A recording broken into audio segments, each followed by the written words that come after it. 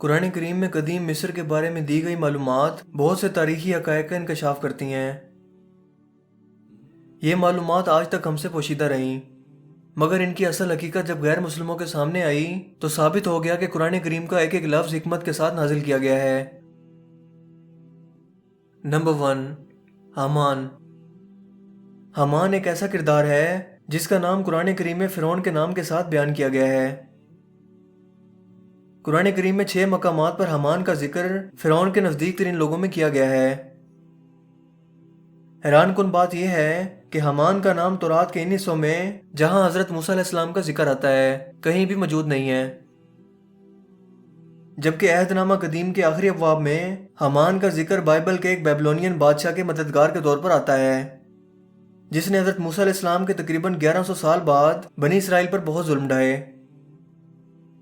کچھ غیر مسلم جو یہ کہتے ہیں کہ حضرت محمد صلی اللہ علیہ وآلہ وسلم نے تورات اور انجیل سے نقل کر کے قرآن کریم لکھا تھا، وہ یہ بھی کہتے ہیں کہ نعوذ باللہ حضور نبی کریم صلی اللہ علیہ وآلہ وسلم نے ان کتابوں میں درج کچھ موضوعات قرآن کریم میں غلط طور پر منتقل کر دیے تھے، نعوذ باللہ من ذالک۔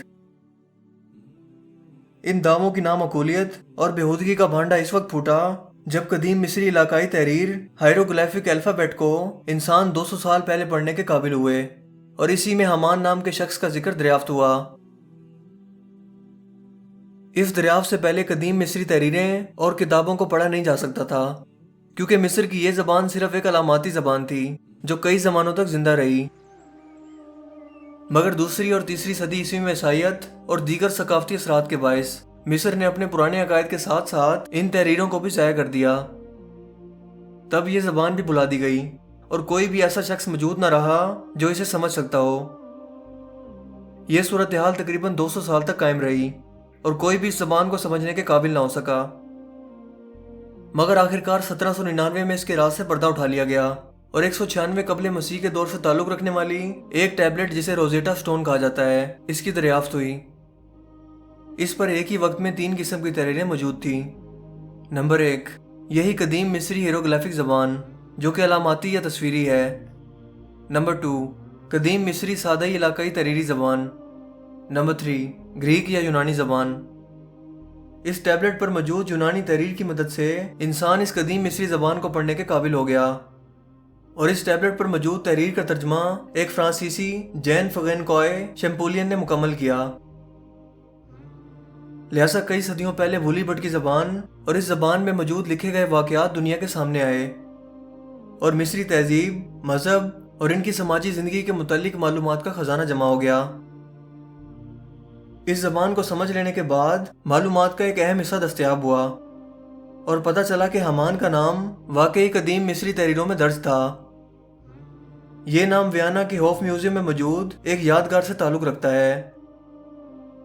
اس کے علاوہ قدیم تحریروں پر موجود ایک ڈکشنری جس کا نام people in the new kingdom ہے میں حامان کا ذکر پتھر کی کانوں کے مزدوروں کے سربراہ کے طور پر کیا گیا ہے۔ چنانچہ اس طرح یہ حقیقت سامنے آئی کہ قرآن کریم کے مخالفین کے غلط دعووں کے برعکس حامان وہ شخص تھا جو مصر میں حضرت موسیٰ علیہ السلام کے دور میں گزرا، اور وہ فرعون کا معاون تھا اور فرعون کے لیے تعمیراتی کام کرتا تھا، جس کا ذکر قرآن کریم میں بیان کیا گیا ہے، جس میں فرعون حامان کو ایک مینار تعمیر کرنے کا حکم دیتا ہے، اور ارشاد ہوتا ہے، اور فرعون نے کہا، اے اہل دربار، میں نہیں جانتا کہ میرے سوا تمہارا کوئی خدا ہو۔ اے حامان، میرے لیے گارے کو آگ لگوا کر اینٹیں پکواؤ اور پھر ایک اونچا محل بنوا دو تاکہ میں موسیٰ کے خدا کی طرف چڑھ جاؤں، اور میں تو اسے جھوٹا سمجھتا ہوں۔ دوستو، مختصر یہ کہا جا سکتا ہے کہ حامان کا نام نہ صرف قدیم مصری تحریروں میں پایا جاتا ہے بلکہ قرآن کریم کے مخالفین کے جعلی دعووں کو بھی غلط ثابت کرتا ہے، اور ایک بار پھر سے یہ ثبوت مہیا کرتا ہے کہ قرآن کریم وہ کتاب ہے جو اللہ رب العزت کی جانب سے نازل کی گئی ہے، اور ایک معجزانہ انداز میں قرآن کریم ہمیں تاریخی معلومات مہیا کرتا ہے جنہیں حضور نبی کریم صلی اللہ علیہ وآلہ وسلم کے دور میں واضح طور پر نہیں سمجھا جا سکتا تھا۔ نمبر 2، مصری حکمرانوں کے خطابات۔ دوستو، حضرت موسیٰ علیہ السلام مصر کی زمین میں رہنے والے واحد پیغمبر نہیں تھے، بلکہ اور بھی کئی نبی مصر میں رہے، جن میں حضرت یوسف علیہ السلام بھی شامل ہیں، جو حضرت موسیٰ علیہ السلام کے دور سے کافی پہلے گزرے۔ حضرت موسیٰ علیہ السلام اور حضرت یوسف علیہ السلام کے واقعات پڑھتے ہوئے چند باتوں کا موازنہ کرنا ضروری ہے۔ حضرت یوسف علیہ السلام کے دور کے مصری حکمرانوں کو خطاب کرتے ہوئے قرآن مجید ملک یعنی بادشاہ کا لفظ استعمال کرتا ہے، جیسا کہ قرآن کریم میں ارشاد ہوتا ہے، اور بادشاہ نے حکم دیا کہ یوسف کو میرے پاس لاؤ، میں اسے اپنا مشیر خاص بناؤں گا۔ پھر جب ان سے گفتگو کی تو کہا کہ آج سے تم ہمارے ہاں صاحب منزلت اور صاحب اعتبار ہو۔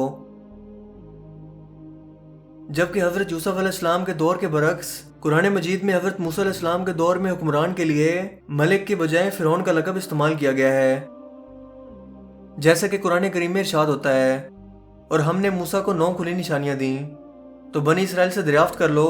جب وہ ان کے پاس آئے تو فرعون نے ان سے کہا کہ موسیٰ میں خیال کرتا ہوں کہ تم پر جادو کیا گیا ہے۔ دوستو، آج کے دور میں ہمارے پاس جو تاریخی ریکارڈ موجود ہے، اس سے ان حکمرانوں کے لیے استعمال ہونے والے مختلف القابات اور خطابات کے مختلف ہونے کی وجوہات پتہ چلتی ہیں، کیونکہ لفظ فرعون در حقیقت قدیم مصر میں شاہی خاندان کا لقب تھا، جبکہ اس سے پہلے کے حکمران یہ خطاب استعمال نہیں کرتے تھے۔ حکمرانوں کے لیے لفظ فرعون کا استعمال مصری تاریخ کے 9ویں سلطنت کے دور سے پہلے شروع نہیں ہوا تھا۔ یہ 18ویں شہنشاہت یعنی 1539 تا 1696 قبل مسیح سے شروع ہوا، اور 20ویں شہنشاہت یعنی 945 یا 730 قبل مسیح تک لفظ فرعون تعظیم کے خطاب اور لقب کے طور پر استعمال ہوتا رہا۔ لہذا قرآن کریم کی معجزاتی حیثیت ایک بار پھر یہاں نمایاں ہوتی ہے۔ حضرت یوسف علیہ السلام پرانی بادشاہت کے دور میں تھے، لہذا اس دور کے مصری حکمرانوں کے لیے لفظ فرعون کی بجائے لفظ ملک کا استعمال کیا گیا ہے۔ چنانچہ اس کے برعکس حضرت موسیٰ علیہ السلام چونکہ نئی بادشاہت کے دور میں تھے، لہذا اس وقت کے مصری حکمران کو فرعون کہہ کر مخاطب کیا گیا۔ دوستو، اس میں کوئی شک نہیں کہ اس فرق کو جاننے کے لیے آدمی کو مصر کی تاریخ کا علم ہونا چاہیے، مگر قدیم مصر کی تاریخ 4 صدی عیسوی تک بھلائی جا چکی تھی، لہذا 19ویں صدی عیسوی میں اس کی دوبارہ دریافت ہوئی۔ اس سے پہلے اس تحریر کو کوئی نہیں جانتا تھا، اس لیے کہ قرآن کریم کے نزول کے وقت مصری تاریخ کے بارے میں کوئی گہرا علم دستیاب نہ تھا۔ یہ حقیقت قرآن کریم کے لاتعداد ثبوتوں اور معجزات میں سے ایک اور ثبوت ہے کہ قرآن کریم اللہ رب العزت کا ہی کلام ہے۔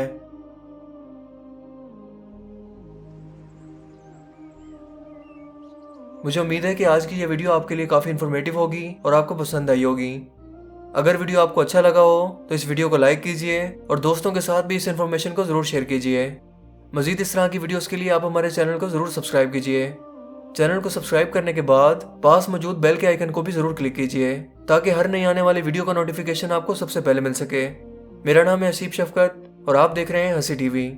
میں ملوں گا آپ سے ایک نئی انٹرسٹنگ ویڈیو میں، تب تک کے لیے اپنا بہت سا خیال رکھیے گا۔ Thanks for watching this video. اللہ حافظ۔